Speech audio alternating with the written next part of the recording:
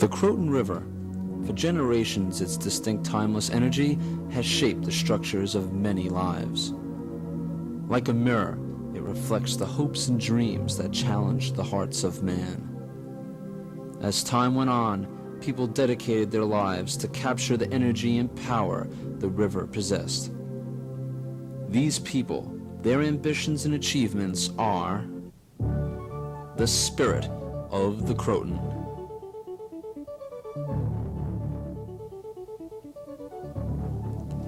The new Croton Dam took 12 years to build. It was the second dam New York City would erect within a half of a century. It is the second highest hand-hewn masonry structure in the world, the largest being the pyramids. The dam is 301 feet high, but only 175 feet is above ground. It is 216 feet wide at its base and would require 909,000 cubic yards of masonry. It required the efforts of 57 engineers and more than 6,000 workmen from Italy. Angelo Benedetti is 100 years old. He is one of the thousands who worked on the dam and contributed to the growth and spirit of the Croton. During the 1700s, the Croton River ran through more than 360 square miles of the Croton Valley. Although it is 33 miles north of New York City, it was selected to be the best water supply in the region. The city needed a larger volume of water than the river had to offer, so in 1841 the first Croton Dam was completed. This made the river swell into a reservoir. However, New York City was rapidly growing as the Industrial Revolution was going at full force. To meet the growing demand for water, it was necessary to look for a more ample water supply. Again, the city looked to the Croton Valley. Another dam was built 3.5 miles downstream of the first dam. It was completed on December 15, 1906, and called the New Croton Dam. This not only made the reservoir longer, but nearly doubled its volume.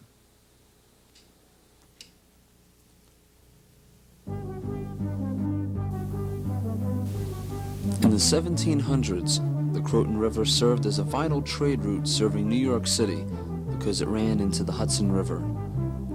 Along the banks of the river were mansions owned by well-known families such as the Van Cortlandts. The Van Cortlandts were a very rich and influential family. In the late 1600s, they purchased 1,500 acres from the Indians. They later accumulated over 87,000 acres, nearly all of Westchester County. The Van Cortlandts were very prominent during the Revolutionary War. They had a choice location at the mouth of the Croton River, a public boarding house, a successful sawmill, and were well known to travelers on the Hudson. The Van Cortland Manor was a very convenient place for these travelers to stop at.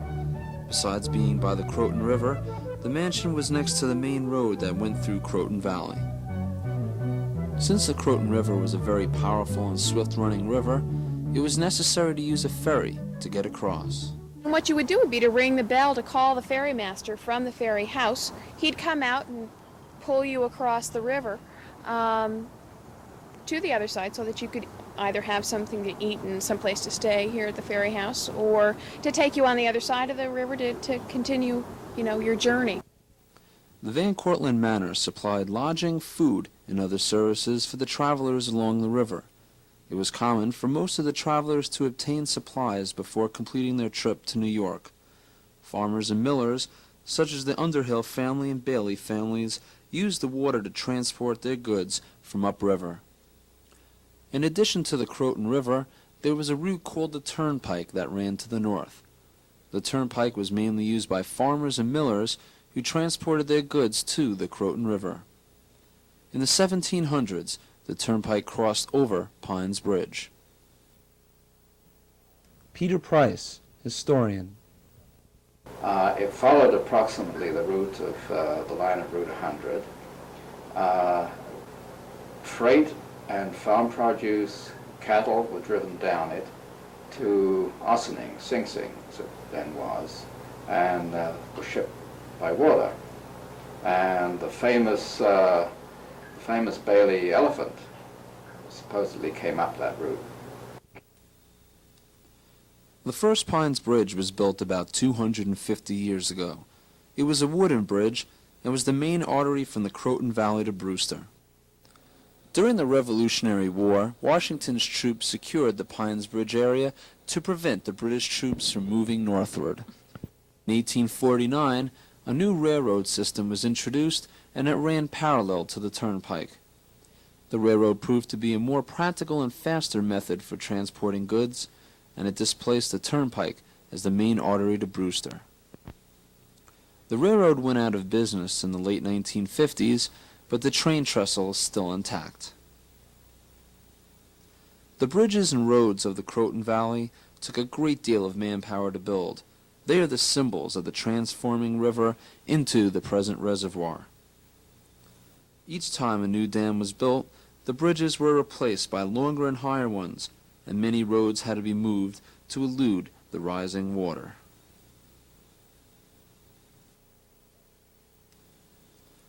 The 1800s brought rapid growth to New York City. Waves of immigrants came to this country searching for a new home. These new immigrants greatly increased the population of the city. This created many problems with the drinking water supply. In the mid-1800s, there was not enough wells to satisfy the growing demand for clean water. The increase in human and animal waste that was seeping into the water table was making Manhattan well water unsafe to drink. The problem got so bad that in 1831, a city council chemist said in a report that you could smell the city 3 miles away. In 1838, the New York Common Council created a law that gave the city the right to go up into Westchester County and buy land to be used for a city water source. Later that year, John Jervis, a civil engineer, was hired to find land for an aqueduct and a site for a reservoir. Jervis later calculated that 813 acres of land was needed for an adequate water source. Jervis continued his work on the project and began to look for a choice location for a dam and an aqueduct. Jervis chose the site of Garrison's Mill along the Croton as the best site for the dam. The next challenge was building a 32-mile aqueduct from the dam site to the Harlem River in New York. The aqueduct was built of stone masonry and took 10 years to complete. It cost $11.5 million. The dam was 50 feet high and 100 feet across at the top. The dam cost $5 million to complete. The dam and aqueduct were the most technologically advanced at the time they were built.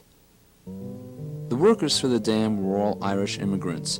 They came from Ireland in 1830 because of a potato famine in Ireland and for the higher work wages in America. The 4,000 Irish workers were given 75 cents for a 10-hour day of work in the U.S. as compared to only 10 cents a day in Ireland. The Irish had to face many problems when they arrived. They received a lot of aggression and prejudice from farmers because of the lower wages the Irish agreed to work for. Many farmers were angered when they were forced to sell their homes and land to the city to make room for the new reservoir. These problems were the causes of many fights and riots between the farmers and the dam workers in the late 1830s. In January of 1841, a major tragedy hit the Croton Valley. After an 18-inch snowfall and 3 days of heavy rains, the reservoir and river became seriously flooded. The water began to rise so high that the farmers and the millers in the area began to worry if the dam was strong enough to hold back so much water. They noticed that the masonry overflow section of the dam was not letting out enough of the water, and the water level was getting higher and dangerously close to the top of the earth embankment, 15 feet above the overflow section of the dam. Workers in Bailey's Mill and other mills downstream of the dam worked through the night building walls of sandbags to keep the water from flooding their mills. By 4:30 in the morning, the water rose to 3 feet over the earth embankment and the dam broke. At that moment, a tremendous roar was heard throughout the Croton Valley. A 50-foot wave of water crashed downstream leveling homes, mills, and anything in its way. The most damage was done to Bailey's Mill, where the Bailey Wire Mill, farmhouse, and 2 other houses were totally destroyed. The Underhill Mill and the Van Cortlandt Mills all suffered heavy damage. The water rose so high that it came to within 3 feet of the Van Cortlandt mansion. The force of the dam break and the flood water snapped trees out of the ground and destroyed all the bridges across the river, including Pines Bridge. Tons of silt were deposited at the mouth of the Croton River. This made it impossible for boats to conduct trade up the Croton River. In the end, 7 people were killed, and the disaster cost the city $800,000. The dam was quickly rebuilt on a somewhat different design, as I remember. That seems to have been Jervis's one failure. In spite of its downfall in January of 1841, the first dam was completed in June of 1842. At that time, it was the greatest dam and aqueduct ever built. The population of New York City was booming in the mid-1800s. The per capita consumption for city residents nearly doubled from 38 gallons per day to 78 gallons. This was due to the invention of flush toilets and other water closet and kitchen facilities. Although the city was receiving water from the Bronx and Harlem rivers, in addition to the Croton watershed, it was not sufficient for the growing demands of the city's rising population. The Croton region was growing just as fast as the city. New farms and summer homes are being built constantly. In a survey by New York City Board of Health in 1885, it revealed to the City Water Commission that over 12,000 livestock and more than 120,000 people living along the Croton were contaminating the reservoir. The city tried to solve its problem by evicting lifelong residents from their property in the region.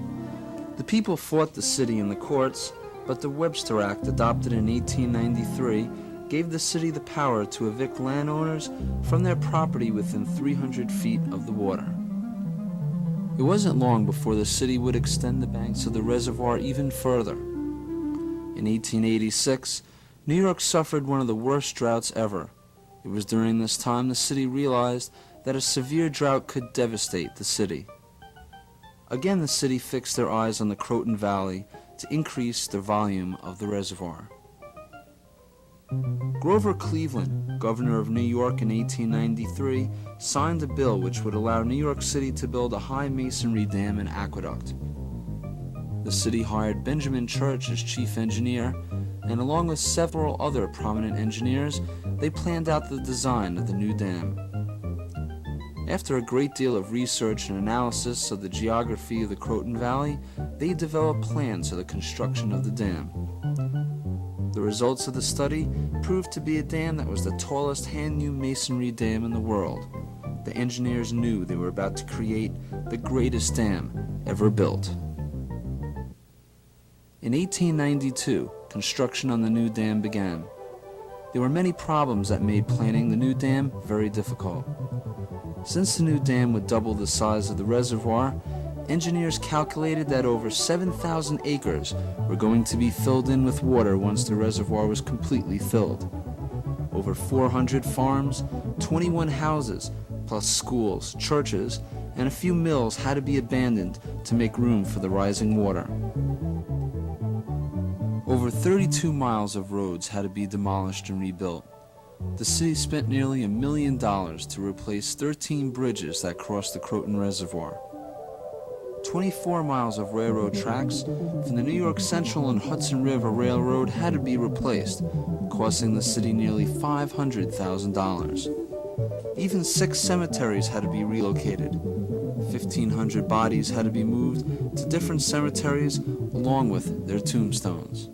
Josephine D'Alvia, author of The History of the New Croton Dam. They moved bodies from the cemeteries for $23 a body and between $3 and $7 a stone, and they moved them to the various cemeteries in the county. The hardest part of the operation was getting the people to move their homes and sell their property. Even though notices were posted, the people of the Croton Valley put up a good fight. In one case, 45 students who were studying to be priests at St. Joseph's College armed themselves and said they would fight for their lives if the engineers tore down the college. Many landowners who refused to leave their homes took the county to court. In some cases, these court proceedings were so complicated that it took nearly 10 years to be resolved. The most dramatic change was the necessity to move 4 complete villages. The towns of Croton, Armonk, Golden's Bridge, and Purdy's Station had to be relocated on higher ground. In the town of Croton, most of the landowners decided the best thing to do would be to physically move their homes to higher ground. They would take houses with clothes on the porch, on the clothesline, and babies in their cribs. When it came time to move, everybody moved. The houses were lifted onto a series of railroad ties and wheels. They were moved over miles of hilly terrain and finally placed in a new location. After the people had moved off their property, the land had to be cleared to prevent the earth from getting contaminated. Every building was burned or moved, and every tree had to be cut down and carried away. All of this took over 10 years to complete. Another problem was obtaining over 1,500 workers. The engineers calculated that they needed 500 stonemasons to work on the dam and 400 others to work on the rock quarries. In the early 1890s, the city hired hundreds of Italians from southern Italy. Unlike the old Irish workers, these Italians were professional stonemasons. But these men had worked on all the cathedrals and churches and big buildings that we have in Italy today that are so beautiful. They were expert stonemasons. So they came here to work on this dam, and they lived within the periphery of the dam. When the Italians arrived in America, they expected to see the streets paved in gold, but instead they saw this: New York City. Most of the immigrants were no more than 20 years old. When they walked off the boat, they were greeted by their employees and were brought up to the Croton site by train. Once they reached the Croton, most of them were put up in private boarding houses. Others had to do the best they could, living in small wooden shacks. If a worker had a family, he probably would have built his home on the hill next to the dam, known as Larkintown. By the time the workers were getting settled in their new homes, the dam was already under construction. In 1892, the Irish workers in the area began to start the excavations and construction on the base of the dam. The engineers planned on building the dam in 3 sections. The first section was a 600-foot-long central masonry dam, which was to be built across the lowest part of the valley. They also planned an 18-foot-wide road that was to be built along the top of the dam with a steel bridge to go over the spillway. In addition to the dam, a small bridge going over the base of the dam was planned, along with a park owned by the county. Next, a temporary diverting dam and canal were built to keep the water from flooding the construction site by carefully blasting a pit 130 feet into the ground. The next step was building a series of small earth dams held together by a core of wood, cement, and stone. After it was completed, the canal was 1,000 feet long and 200 feet wide. It was expected to last at least 8 years and was built as strong as many permanent structures. The Aqueduct Commission also said it was necessary to replace the old Croton Aqueduct and build a newer one at a different location. They said that the aqueduct was becoming too costly to fix and was deteriorating at a fast pace. The new aqueduct was designed to be larger, stronger, and more efficient. But just how efficient is the aqueduct now? Statistics show that more water flows through the aqueduct in one day than ran through the Croton River in one whole year in the 1700s. Another major phase of the building process was cutting stone used in the dam. This is the Croton Road Quarry in Cortland. This is where all the granite for the dam was obtained. The huge blocks of granite were pulled from the base of the quarry by 3-inch thick cables. They were placed in a steam engine locomotive, shaped, and transported to the dam. The locomotives and trolleys that carried the stones ran on a series of portable tracks. Since it was impractical to construct a continuous line of track through the hills, the workers would pick up the tracks from behind the train and move them to the front of the train. They did this until they reached the dam site. The stone was sometimes over 10 feet tall and weighed over 2 tons.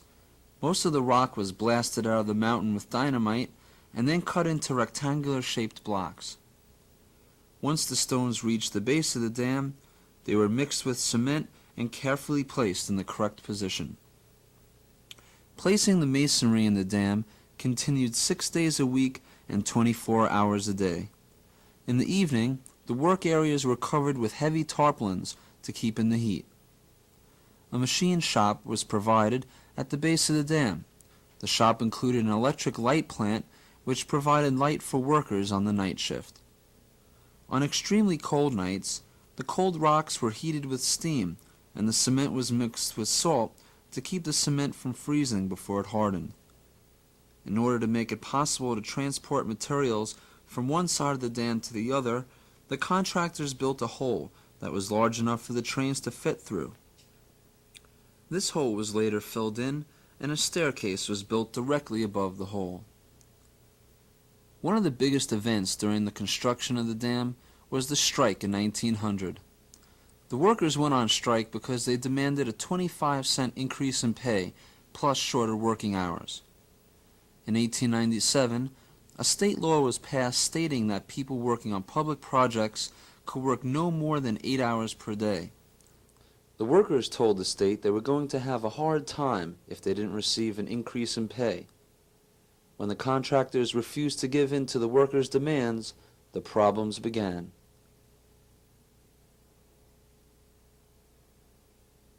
On April Fool's Day in 1900, the workers showed up on the job but put down their hammers and went on a full-scale strike.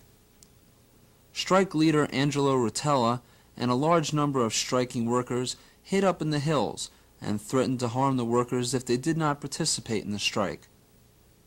As the days went on, the strikers got increasingly violent. After a few bloody incidents, Teddy Roosevelt's Rough Riders came in to restore peace. Shortly after, the workers received their demands for shorter hours and an increase in pay, and the strike ended. In 1901, a masonry inspector informed the Aqueduct Commission and the chief engineer that the dam was defective. He said that the earthen core of the dam was not strong enough. Expert stonemasons were called together, and after months of deliberations, they agreed to tear down the earth core and replace it with watertight masonry. 2 years later, another problem held back the construction. The chief engineer notified the Aqueduct Commission that the south end of the dam was in danger because it was situated on top of soft limestone. The problem was quickly solved when the soft rock was removed and masonry was replaced in these faulty areas. The life of the workers was mainly very simple. They lived in 2 towns, Larkintown and the Bowery. Larkintown was located on the hills overlooking the dam.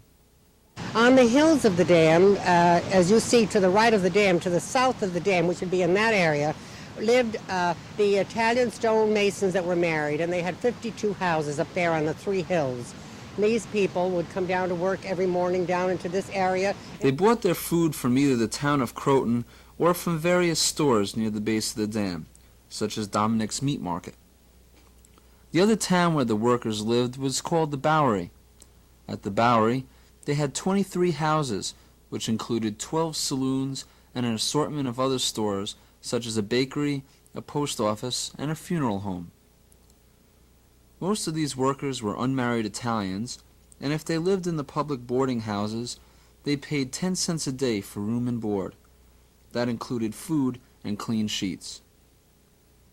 The workers ate mostly pasta and beans for dinner that were either cooked outside or on the pot-bellied stove in their house. Goat's milk, eggs, and beef were brought from nearby farms in Croton and Yorktown. The work was very hard during the day, so they liked to have fun when they weren't working. The Italians loved to celebrate their cultural festivals and holidays. In the village itself, they had bicycle races. Here they had tobogganing down the hills of the dam. and they would have races between the coaches, the little carriages, and horseback riders and so on. One of these Italian workers was Angelo Benedetti.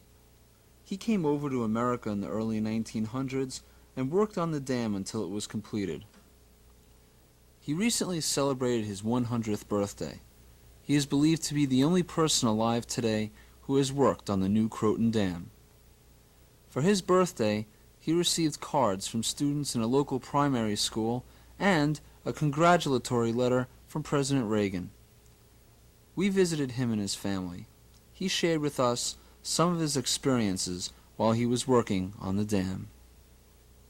He was 22 years old when he started to work on the dam. Yeah, I work every day. I work hard too.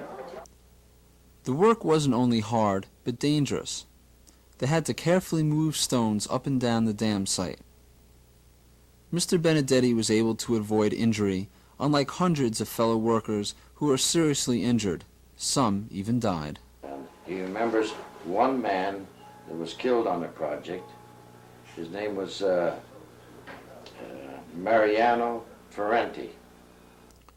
The days were long and hard, but the men looked forward to the 20th day of every month. It was payday.